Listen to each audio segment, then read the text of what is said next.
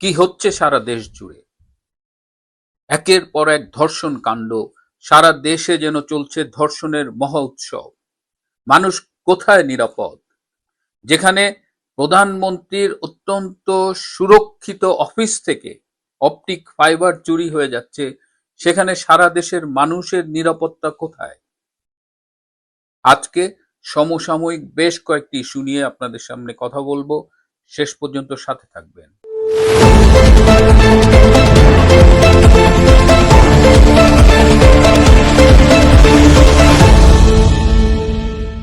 আসসালামু আলাইকুম এবং আদাব।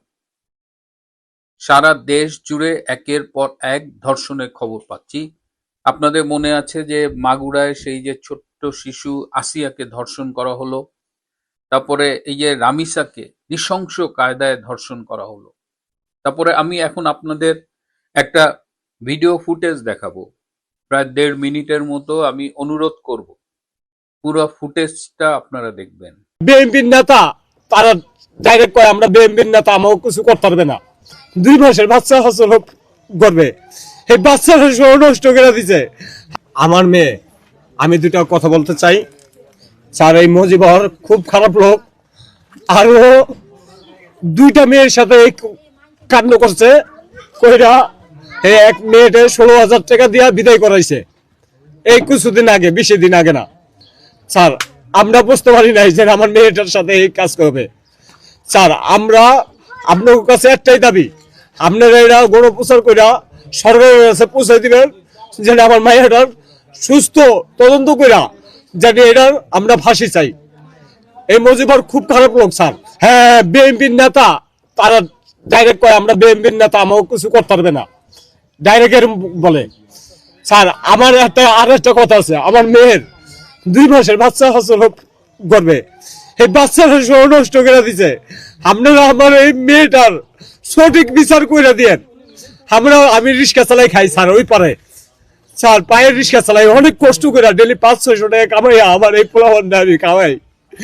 আপনার কাছে আমি এই বিচার চাই স্যার, আমি আর কোনো চাই না, একবারে সুস্থ বিচার চাই, যাতে আমার মেয়েটার বিচারটা হয়। স্যার আসামির পক্ষ, পুলিশের লগে আসামির ছেলেরা ঘুরা ঘুরা আরো হুমকি দেয়, যেন আরো হুমকি দিতেছে যেন তোমরা এই জায়গা তুমি চলে যাও, আর নয় তোমার বাইরে লাগবো, আমাকে এরকম হুমকি দিতেছে। কালকেও 10-15 জন পোলাপান ভাও করছে যে আমাকে মারবো ধরবো। আমরা ঘরে আটকে দিয়ে বই আসছিলাম, এদিকে আসে নয়, মেন রোডে আসলো স্যার।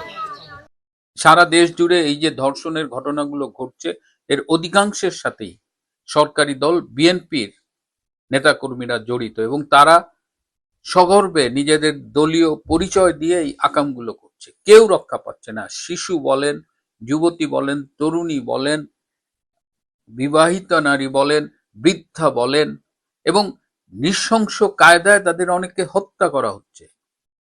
আর একটা ট্রেন্ড লক্ষ্য করলাম যে স্বামী যখন ধর্ষণ কাণ্ডের মতো এই অমানবিক অপরাধে নিয়োজিত, তখন স্ত্রীরা কোথাও তাকে পাহারা দিচ্ছে, কোথাও তাকে পালিয়ে যেতে সহায়তা করছে। এ কোন বাংলাদেশ? এই বাংলাদেশের সাথে তো আমাদের কখনো পরিচয় ছিল না।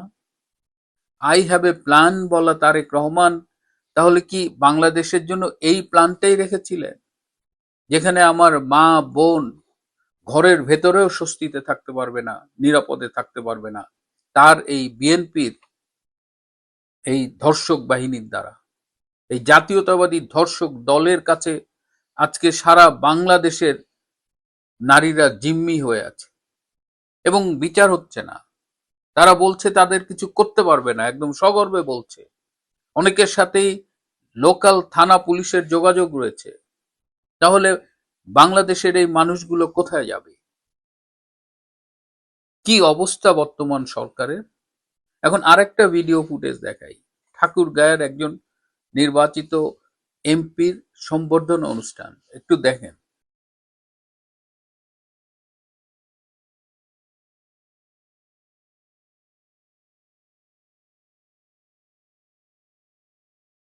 কি দেখলেন? আমি আমার জীবনে এরকম দৃশ্য দেখিনি যে মঞ্চে একজন এমপির সংবর্ধনার নেতারা বসে আছে এবং সামনে কেউ নাই, নট এ সিঙ্গেল পার্সন যেখানে সামনে বসে আছে। এইরকম শূন্য গ্যালারি কখনোই দেখিনি। একদিকে সরকারি এমপির সম্বর্ধনায় কোনো মানুষ নেই, আর একদিকে আমরা দেখতে পাচ্ছি যে এই যে আওয়ামী লীগের কয়েকজন প্রবীণ নেতা মারা গেলেন, চট্টগ্রামের ইঞ্জিনিয়ার মোশাররফ, আমাদের তোফায়েল আহমেদ ভাই এবং গুলশানের রহমতুল্লাহ ভাই গতকাল মারা গেলেন। প্রত্যেকটা উপচে পড়া মানুষের ভিড়। এই যে ভোলায় যেটা আমি বলেছি আগে, যে 1 কিলোমিটার ডায়ামিটারে অসংখ্য মাইক লাগিয়েছিল। কারা লাগিয়েছিল? তার পরিবারের কেউ এটি লাগায়নি, এটি এলাকার সাধারণ মানুষ এই মাইকগুলো লাগিয়েছে। পরে পরিবারের পক্ষ থেকে বলা হয়েছে তাদের মাইকের ভাড়া দিতে। জনগণ বলেছে না, তোফায়েল আহমেদ ভোলার জন্য যা করেছে সেই ভোলাবাসী তার জন্য একটু মাইক ভাড়া করতে পারবে না? এই ভোলাকে কে চিনতো যদি তোফায়েল আহমেদ না থাকতো? এই যে মানুষের স্বতঃস্ফূর্ত ভালোবাসা, ইভেন এই যে গুলশানের রহমতুল্লাহ ভাইয়ের যে জানাজা, এখানে যে শুধু লক্ষ লক্ষ লোক আসছে তা না, এখানে সাধারণ মানুষ এই আয়োজনগুলো করছে। আওয়ামী লীগের নেতাকর্মীরা তো পাবলিকলি আসতে পারছে না। তো এই দুটো ঘটনা কিন্তু তুলনা করে আপনি দেখেন যে মানুষজন কিন্তু সরকারের দিক থেকে মুখ সরিয়ে নিচ্ছে।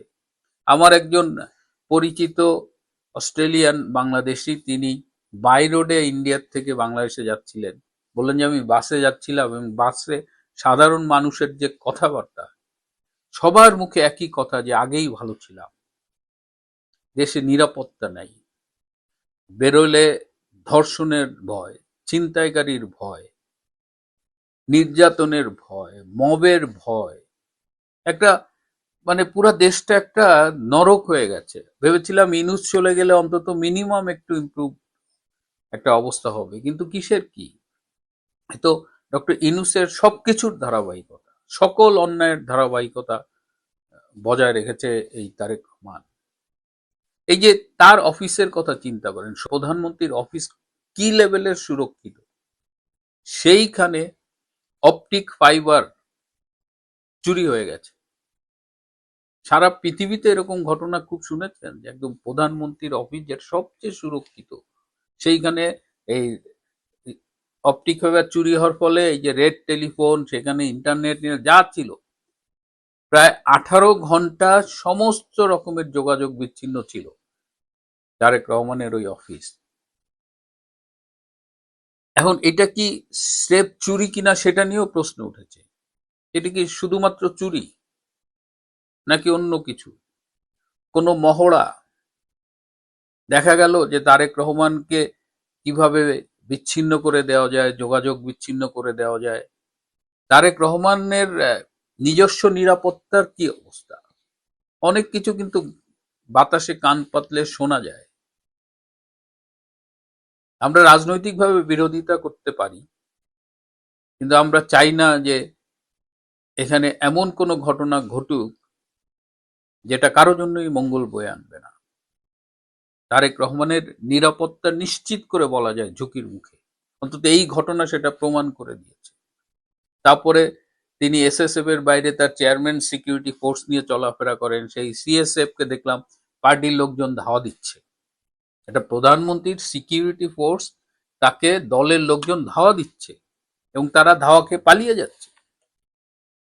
সুতরাং যে দেশের প্রধানমন্ত্রী নিজের নিরাপত্তা ঝুঁকির মুখে, যে দেশের প্রধানমন্ত্রীর অফিস থেকে অপটিক ফাইবার চুরি হয়ে যায়, সেই দেশের সাধারণ মানুষের অবস্থা কি, এটা তো খুব স্বাভাবিকভাবে বোঝা যায়। এটার জন্য তো রকেট বিজ্ঞানী হতে হয় না। যেটা বলছিলাম যে মানুষ মুখ সরিয়ে নিচ্ছে, মানুষ এই সরকারের বিরুদ্ধে ঝুঁকছে, এইগুলোর পরিণতি কিন্তু খুব একটা ভালো হয় না, হবে না, বা অতীতেও হয়নি। আমরা এই যে ধর্ষণ হচ্ছে, এই যে জাতীয়তাবাদী ধর্ষক দল, এদের প্রত্যেকের দৃষ্টান্তমূলক শাস্তি চাই। মানুষের মুখের ভাষা, মানুষের বুকের ভাষা, এগুলো শুনবার, বুঝবার চেষ্টা করুন। কতিপয় চামচা, জনবিচ্ছিন্ন সুশীল পরিবেষ্টিত হয়ে ভাববেন না যে সব কিছু আপনাদের নিরাপদে থাকবে। বাংলাদেশের মানুষ যদি একবার ক্ষেপে, তাহলে কিন্তু কেউ রক্ষা পায়নি। বাংলাদেশের ইতিহাস সেটা খুব স্পষ্ট করে বলে। প্রিয় বন্ধুরা, আজ এ পর্যন্তই। ভালো থাকবেন, সুস্থ থাকবেন, তার চেয়েও জরুরি হলো নিরাপদে থাকবেন। সবাইকে অনেক ধন্যবাদ।